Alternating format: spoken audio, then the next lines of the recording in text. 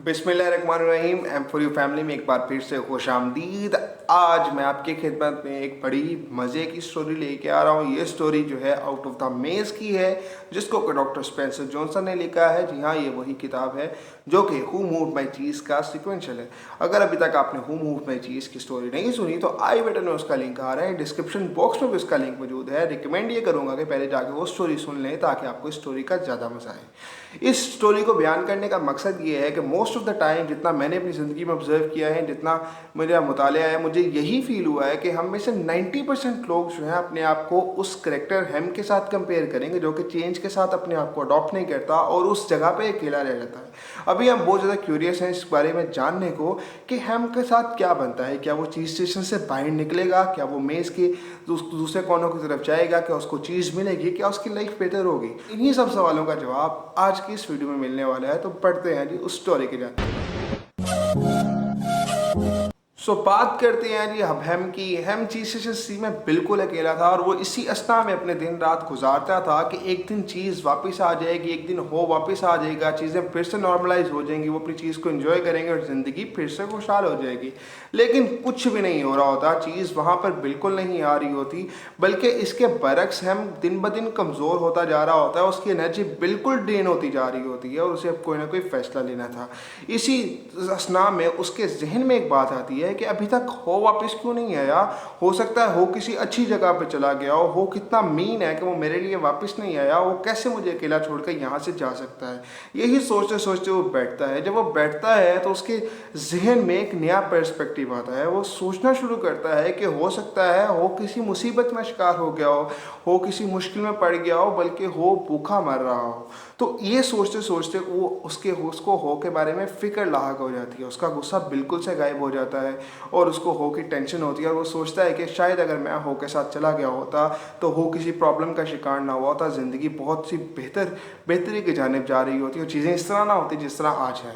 लेकिन खैर ये सब सोचने के बाद हम ये डिसाइड करता है कि उसे अब चीज स्टेशन सी से बाहर निकलना है, बिकॉज अगर वो यहीं पर रहेगा तो यहीं पर रहने का मतलब है सिर्फ मौत।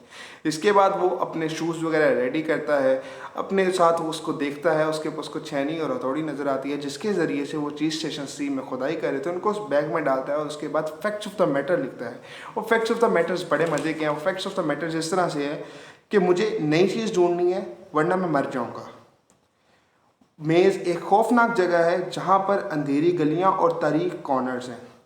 ये मुझ पर इन्हसार है और मैं अपने दम पर हूँ। ये फैक्ट्स ऑफ द मैटर्स लिखने के बाद वो उसको अपनी पॉकेट में डालता है और ये याद रखता है कि मुझे इन फैक्ट्स को भूलना नहीं है। इसके बाद वो चीज स्टेशन सी से बाहर निकलता है और इस खौफ में कि मुझे एक डार्क कॉर्नर से बच कर रहना है। वो आगे जैसे ही बढ़ा होता है तो उसको मुख्तलिफ जगहों पे जो है चीज़ बनी नज़र आती है दीवार में, जिसको कि हवा ने उसके लिए गाड़ा होता है और उसमें कुछ ना कुछ उसको अल्फाज नज़र आते हैं। जैसे ही वो सामने देखता है तो उसे नज़र आता है उसका हवा का लिखा हुआ पहला नोट, जिस पर लिखा होता है old beliefs can not lead you to new cheese. उसको इस चीज़ की समझ नहीं आती, ना ही उनको पढ़ने की कोशिश करता है क्योंकि वो इस वक्त बहुत थका होता है और उसके लिए सिर्फ उसको चीज़ चाहिए होती है। वो उस मेज़ में इधर उधर घूमता रहता है, हर जगह जाता है, लेकिन उसे कुछ भी नहीं मिलता सिवाय रॉक्स के छोटे छोटे टुकड़ों के। उसको कुछ भी मिल नहीं रहा होता। उसके बाद वो सोचना शुरू करता है कि वो क्यों हम हो के साथ नहीं गया। उसने हो के साथ उसको चले जाना चाहिए था, ज़िंदगी कितनी डिफरेंट हो जाती। और वो सोचता है कि कहीं ना कहीं उसकी अना थी जिसने उसको हो के साथ जाने नहीं दिया। वो हमेशा से हो को एक अच्छा दोस्त तो समझता था, हो एक अच्छा इंसान भी था, लेकिन वो हो को कभी भी एक को पायलट से ज़्यादा नहीं समझता। वो नहीं समझता था कि हो एक अच्छा लीडर बन सकता है, जिसकी वजह से वो उसके साथ नहीं गया बिकॉज उसकी अना ने, उसकी ज़िद ने उसको रोके रखा था।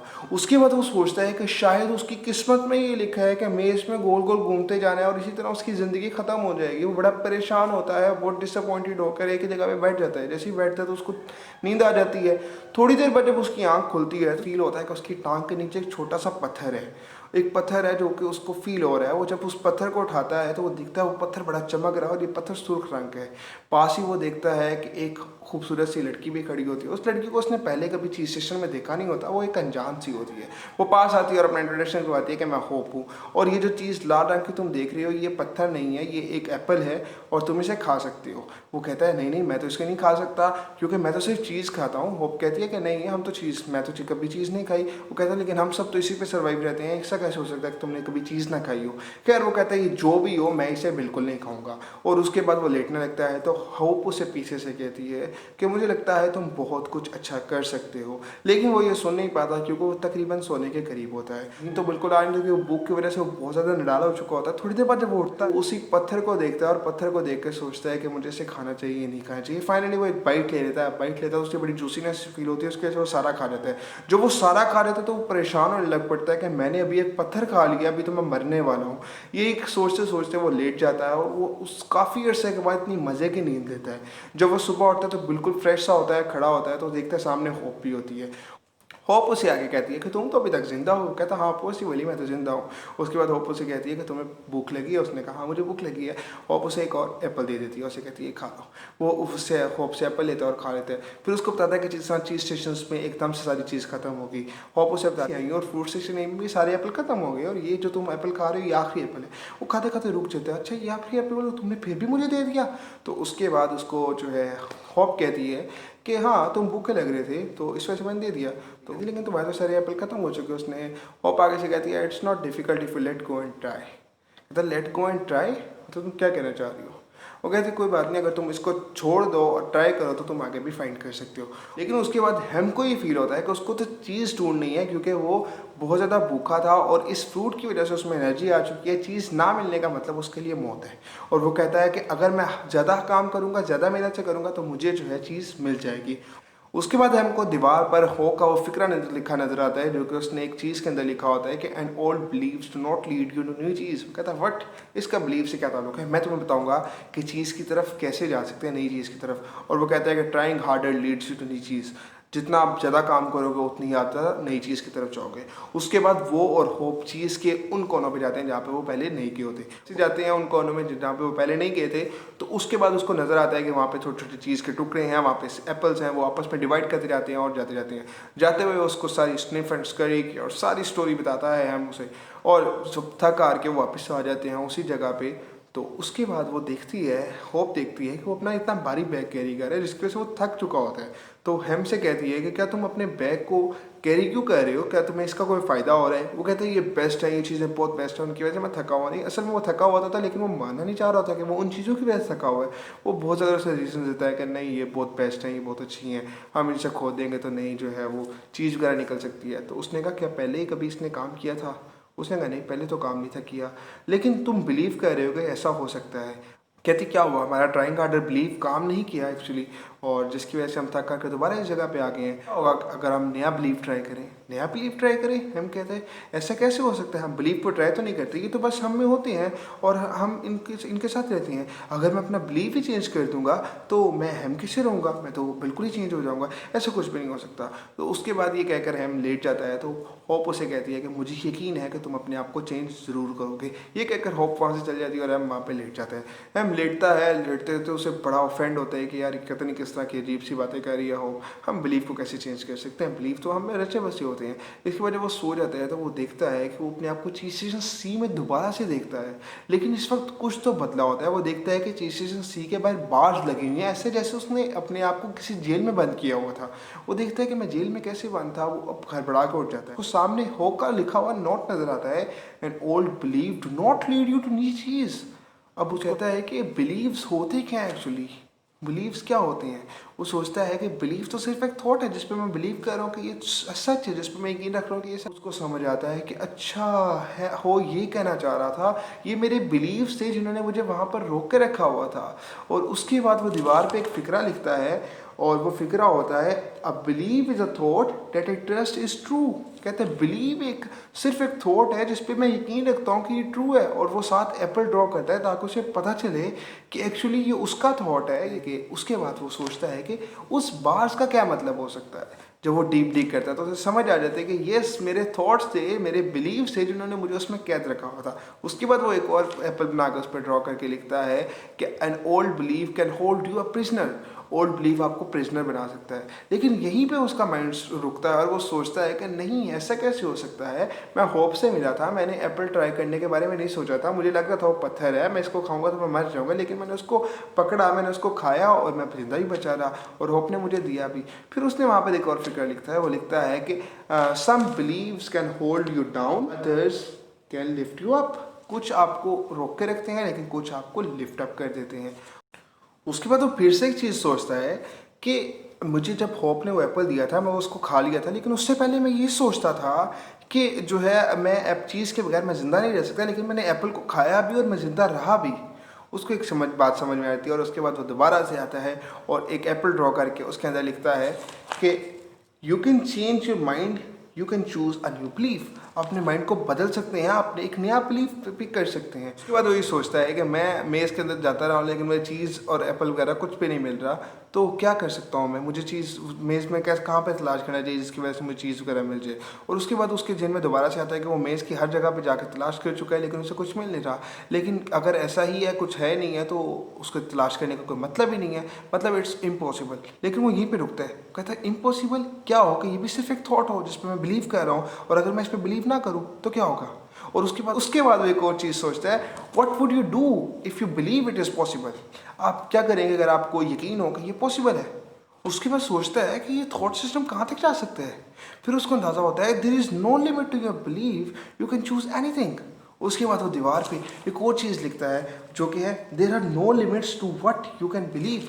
कहता है कि कोई लिमिट नहीं है उस चीज़ पे जिस पे आप यकीन रख सकते हैं, आप कुछ भी कर सकते हैं। इसके अब होप वहाँ पे वापस आती है, तो होप उसने हमको देख के बड़ी हैरान हो जाती है कि रात को जब वो गई थी तो वो तो बड़ा जो है डल डल सा था और बड़ा ड्रेन सा फील हो रहा था, अभी तो बड़ा एनर्जेटिक सा है, ये कैसे हुआ। तो उसके बाद वो देखती है कि उसकी दीवारों पे देखती है कि जो हेम ने एप्पल्स ड्रॉ करके बहुत सारी चीज़ें लिखी होती हैं। वो होप उससे हमसे पूछती है कि तुम बहुत ज़्यादा बिजी लग रहे हो। कहता मैं बिजी तो हूँ। तो उसके बाद कहती है कि होप उससे पूछती क्या हुआ। वो कहता आई चेंज माई बिलीव। तो कहती है ये तो अच्छी बात है। उसके बाद कहती है अब तुम क्या करने वाले हो। उसके बाद होप उसके पास आके बैठ जाती है और होप को फील हो रहा होता है कि बहुत ज़्यादा बिजी है हम, लेकिन उससे क्वेश्चन पूछना उसको ज़रूरी लगता है तो वो पूछ लेती है। वो कहती है कि अब तुमने कभी ये सोचा है कि चीज़ आता कहाँ से था। उसने कहा चीज़ कहाँ से आता था इसमें कोई मतलब नहीं है, लेकिन ये बात है कि चीज़ अभी वहाँ पे नहीं है, सो दैट्स इट। तो उसके बाद हम डीप करने लग पड़ता है। तो कहता है चीज़ कहाँ से आता था, चीज़ कहाँ से आता था। हाँ ये बड़ा गुड क्वेश्चन है, ये तो बड़ा अच्छा क्वेश्चन है। चीज़ कहाँ से आता था ये तो हमने कभी सोचा नहीं। वो सोचता है कि कोई भी हो ने उससे क्वेश्चन पूछा था, नहीं हो ने भी था सोचा, उन्होंने कभी इस चीज़ के बारे में सोचा नहीं था कि चीज़ कहाँ से आता था। वो रिपीट कहता 2-3 दफ़ा कि मैं चीज़ कहाँ से आई थी। तो होप कहती है कि तुम्हें इसका आंसर मिल गया। कहता है आंसर तो नहीं मिला, बट ये क्वेश्चन बड़ा इंटरेस्टिंग है और हो सकता है आप सोचते हैं तो मुझे इसका आंसर भी मिल जाए। तो होप कहती है होप कहती है और उसके बाद होप उसे कहती है कि मेज़ के बाहर क्या है। कहता मेज़ के बाहर क्या है, मेज़ के बाहर तो कुछ भी नहीं है, मेज़ के बाहर तो कुछ भी नहीं है, मेज़ ही है, मेज़ बचपन से हमने मेज़ ही देखी है और मेज़ ही होगा। तो उसके बाद उसने कहा आंखें बंद करके फील कर दो। आंखें बंद करता है और फील करता है तो उसे कुछ भी फील नहीं होता। वो कहता है मुझे तो सिर्फ मेज़ ही नज़र आ रहा है। और वो कहती है कि उसे होप कहती है कि अगर तुम मान लो कि मेज़ के बाहर कुछ है और उसके बाद के देखने की सोचो। वो आंखें बंद करता है और उसको ये फील होता है कि there is amazing outside the maze, कुछ ना कुछ बहुत अच्छा है मेज़ के बाहर। और उसके बाद वो आंखें खोल के दोबारा से दीवार के पास आता है और एप्पल ड्रॉ करके एक और फिक्रा लिखता है कि sometime you have to believe it before you can see it. जब समटाइम आपको पहले उस पर यकीन करना पड़ता है जिसको कि आप बाद में देख सकते हो या बाद में महसूस कर सकते हो। उसके बाद वो सोचते हैं कि अगर आप मेज़ के बाहर जाए तो हो सकता है हमें आंसर मिल जाए कि चीज़ आता कहाँ से था। उसके बाद वो हम ये सोचता है कि मेज़ में तो वो हर जगह पे जा चुका है, तो मेज़ के बाहर जाने का रास्ता कौन सा हो सकता है। और उसके बाद उसको जहन में ख्याल आता है कि वो और हो हमेशा से जो है मेज़ के डॉग कॉर्नर्स को और उनकी अनजान जो गलियाँ थी वहाँ पर जाने से घबराते थे और वहाँ पर कभी नहीं थे गए। और उसके बाद वो उसे बताती है, होप उसे कहती है कि क्या हो अगर डॉग कॉर्नर्स डार्क ना हो। कहते डॉग कॉर्नर्स डार्क ना हो, ये कैसा हो सकता है, तभी तो वो डार्क है। उसके बाद होप मोहब्बत ही निकालते हुए कहती है कि अगर हम ये ले जाएं साथ तो वो डार्क नहीं हो। तो दोनों अपना मेज़ की तरफ जाना शुरू करते हैं, लेकिन इस बार वो मेज़ में सिर्फ डार्क कॉर्नर्स की तरफ जा रहे थे। हम घबरा भी रहा होता है, लेकिन वो जैसे डार्क कॉर्नर के पास पहुंचते हैं तो होप जो है वो कैंडल जला लेती है ताकि डार्क कॉर्नर्स का अंधेरा जो है उस कैंडल की रोशनी की वजह से हम आगे बढ़ते बढ़ते डर भी रहा होता है, क्योंकि उसने बचपन से इसी चीज़ पर बिलीव किया होता है कि मेज़ एक डेंजरस प्लेस है, मेज़ एक खतरनाक जगह है और डार्क कॉर्नर से हमेशा बच के रहना है। लेकिन वो सोचता है कि सिर्फ एक थॉट प्रोसेस होगा और थॉट प्रोसेस के बाद उसको आगे बढ़ना चाहिए। फिर उसके बाद वो कहता है कि उसके बाद वो सोचता है कि समटाइम्स आपको ना उस चीज़ से जिस चीज़ पे आप थॉट सोच रहे हो उस चीज़ पर यकीन करना ज़रूरी नहीं है, आपको उसको इग्नोर कर देना चाहिए। यही सोचते हुए वो आगे बढ़ते हैं, लेकिन उसे अंधेरा नज़र आ रहा होता है। अंधेरा नज़र आकर वो आंखें बंद करता है और फील करता है कि यहाँ पर उसे कुछ ना कुछ नज़र जरूर आएगा, लेकिन उसे सिर्फ अंधेरा नज़र आ रहा होता है। अंधेरा नज़र आ रहा होता है, जैसे ही वो हार मानने ही वाला होता है तो देन उसको सडन सी छोटी सी रोशनी का एक कॉर्नर सा नज़र आता है, उसको एक रोशनी अपनी तरफ आती हुई महसूस होती है। उसी मोमेंट में वो आँख खोलते हैं और आगे जाना शुरू करते हैं। जैसे आगे जाते हैं तो वहाँ पर उनको नज़र आता है कि सामने से दरवाज़ा है, दरवाजे के अंदर से एक छोटी सी रोशनी बाहर की तरफ को आ रही है। वो दरवाजे को खोलते हैं और एक और अंदर से चैम्बर होता है, उस चैम्बर के अंदर जाते हैं। चैम्बर के अंदर जाते हैं लेकिन चारों कोनों की तरफ जाते हैं, वहाँ पे कुछ भी नहीं होता, चैम्बर बिल्कुल एम्प्टी होता है, बिल्कुल खाली होता है। तो वो दोनों वापस जाने लगते हैं तो होप रुक जाती है। होप रुक जाती है और देखती है कि हम कोई क्वेश्चन करेगा क्या। हम कहता है क्या, चैम्बर तो बिल्कुल खाली है। होप उसे कहती है जब सारे डार्क कॉर्नर्स डार्क नहीं है, जब सारे डार्क कॉर्नर्स डार्क नहीं है और सारी अनजान गलियां अनजान नहीं है, तो हो सकता है इस चैम्बर भी खाली ना हो। कहता हाँ हो तो सकता है। और उसके बाद वो सर्च करना शुरू करते हैं। पहले दीवार की तरफ से गुजरते हैं लेकिन कुछ नहीं मिलता, फिर टर्न लेते हैं दूसरी दीवार की तरफ आते हैं, फिर भी कुछ नहीं मिलता। तो थर्ड दीवार की तरफ जैसे ही आते हैं, थोड़ा सा आगे जाते हैं तो उनको दोनों को अपने पैरों में ठंडी हवा महसूस होती है। हम होप से पूछते हैं कि तुम्हें महसूस हुआ? होप कहती है हाँ मुझे भी महसूस हुई। वो तो झुक के देखता हूँ तो उनको नजर आता है एक छोटा सा रास्ता है जो कि बाहर जाने का है और उसके बाहर से रोशनी आ रही है और वो 2 इंसानों के लिए बना हुआ है, छोटे इंसानों के लिए बना हुआ है, वहाँ से बाहर जा सकते हैं। वो दोनों वहाँ से बाहर निकलते हैं। बाहर निकल के उनकी आंखों में जो है बहुत ज़्यादा रोशनी पड़ती है और बहुत हैरान रह जाते हैं कि हर तरफ ग्रीनरी ही ग्रीनरी होती है और बड़ा सब्जा सब्जा सा होता है हर तरफ। जैसे ही अगर उसने अपनी ज़िंदगी में पहले कभी मेज़ से पहले बाहर निकलने का सोचा नहीं था और वो फाइनली मेज़ से बाहर निकल चुका है और उसको लगता है उसके मेज़ ही ऐसा थे जो कि उसको डेंजर्स के लिए, उसके बिलीव्स ही ऐसे थे जो कि उसको मेज़ में रोके रख रहे थे, उसको वहीं पर कैदी किया हुआ था। और अब जो है वो बहुत ज़्यादा रोशनी की तरफ आ गया और वो बड़ी डार्कनेस से निकल आया है। उसके बाद वो जैसे ही देखता है थोड़ी देर बाद उसकी जेब में उसका हाथ जाता है कागज़ की तरफ। उस कागज़ को निकाल के देखता है तो पढ़ता है तो फिर उसके बाद हंसना शुरू कर देता है। वो उसको देख कर इस तरह बड़ा हैरान होती है क्योंकि उसने पहली दफ़ा उसको ऐसा हंसता हुआ देखा होता है। तो उससे पूछती है क्या है? वो कहते हैं ये इफेक्ट्स ऑफ द मैटर्स जो मैंने पहले लिखे थे। वो कहती है इफेक्ट्स ऑफ द मैटर्स क्या थे? वो पढ़ता रहता है हंसता रहता है। पहला इफेक्ट पढ़ता है कि मुझे नई चीज़ ढूंढनी है वरना मैं मर जाऊँगा। वो कहती है ये तो ट्रू नहीं है, तुमने एप्पल खाया और तुम जिंदा रहे। वो कहता है हाँ ये तो ट्रू नहीं है। फिर उसके बाद दूसरा पढ़ता है कि मेज़ एक खौफनाक जगह है जहाँ पर अंधेरी गलियाँ और तारीक कॉर्नर्स हैं। वो कहता है कि नहीं लेकिन ये भी ट्रू नहीं हो सकता क्योंकि हम तारीक कॉर्नर से गुजर के हैं और तारीक कॉर्नर तारीक नहीं होते। कहता है हाँ ये भी नहीं है। और फिर उसके बाद कहता है कि मैं अपने आप पे ही हूँ और अपने दम पर ही और मेरा मुझी पर इंसान है। तो होप उसके देख कर स्माइल करके कहती है ये तो बिल्कुल भी ट्रू नहीं है। वो फिर स्माइल करते हैं और आगे। और इसके बाद हम जो है उसी पेपर को उल्टा करके उसके ऊपर अपने सारे एक्सपीरियंसेस लिखता है जो उसने ऑब्जर्व किया, जिस तरह से उसने मेज से बाहर निकला, जो उसने किया। उसके बाद हम जो है एक डीप सॉट पे चल जाता है और वो होप उसके चेहरे के एक्सप्रेशंस नोट कर लेती है और उसे कहती है कि क्या तुम ये सोच रहे हो कि अगर होप ही तुम्हारे साथ होता तो क्या होता? वो कहता हाँ मैं तो ये सोच रहा हूँ। लेकिन तुम्हें कैसे पता चल जाता है हर वक्त? वो हमेशा पहचान जाती थी कि किस वक्त जो है हम क्या सोच रहा है। और यही वो सोच ही रहा होता है हम के पीछे से उसे आवाज़ आती है हो की। वो पीछे मुड़ के देखता है, हो बड़ा खुश होता है। हो कहता है मैं बहुत खुश हूँ कि तुमने फाइनली उस मेज़ से बाहर आ गए, लेकिन मैं बड़ा परेशान था कि तुम मेज़ से बाहर आ भी सकोगे या नहीं आ। वो कहता है कि मैं बड़ा परेशान था, मैं बहुत अपसेट था, उदास था, मेरे पास कोई खाने के लिए चीज़ नहीं थी, कुछ भी नहीं था। लेकिन फिर बाद में मुझे होप मिल गई, होप ने मेरी हेल्प की और हम यहाँ से बाहर निकल आए। वो होप से ही मिलता है और होप से इंट्रोड्यूस करता है। उसके बाद हम और हो जो है बड़े गले लग के बहुत ज़्यादा इमोशनल सा सीन हो रहता है मज़े का, और यहीं पे कहानी ख़त्म हो जाती है।